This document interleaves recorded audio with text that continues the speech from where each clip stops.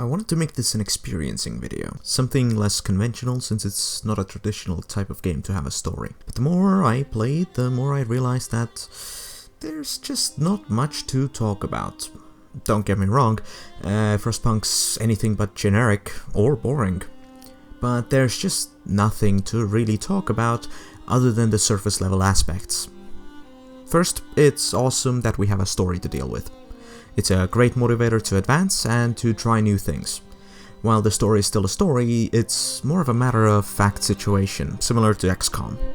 Sure, there are standout events, but they're pretty basic and there's no amount of actual writing around it, and instead it's just more of a sequence of events. The context of which can be explained in one sentence. The world is in an ice age and your expedition settles in a potential home site. So, whatever happens, the answer to why is already answered. Also, the graphics, just bloody top-notch. It's gorgeous. I would have loved some more snow-related effects, but man, I'm still in awe how they nailed the feeling of cold down. But here come the real issues. While the game excels at creating the illusion of serious depth and abundance of content, it actually boils down from a massive chunk of ice into a shallow puddle. The game's not easy by any means, but it's pretty simple. You'll be cycling around three main things all the time. First, you'll focus on housing, then heating, then healthcare. And then the cycle begins anew. Of course, you'll have some side stuff like dealing with food, gathering resources, and starting expeditions, but those are very passive activities. Food will be collected automatically, same with resources. Expeditions are you just giving another order to move somewhere and just getting some flavor text. This isn't necessarily bad, but once you know what to focus your time on and when to do it, you'll do fine. However, if you don't, it'll snowball into a genuine disaster that will likely end your run. One time, I had a medical problem and because I wasn't ready to deal with it, the sick just kept piling up and I tried to unsuccessfully just keep up with it. People were out of commission, that meant less workers, which meant less resources, and you can see where I'm going with this. One time I didn't have enough coal for heating.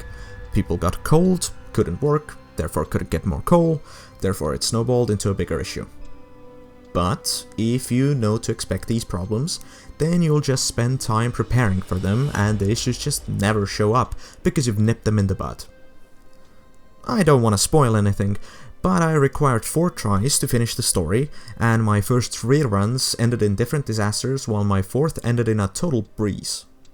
I was nervous, expecting for the worst of the worst, and while the game artificially just stopped everything from working in the end, it still didn't come even close to getting the best of me. At that point I realized that the game had bowed to me and let me know in its own way that there was just nothing more for me here, and well, that's fine. Sure, there are games like Hearts of Iron 4 which can challenge you seemingly forever, but there's nothing wrong with an experience that just almost exists to make you learn a set of rules in an interesting setting. Just know what you're getting into.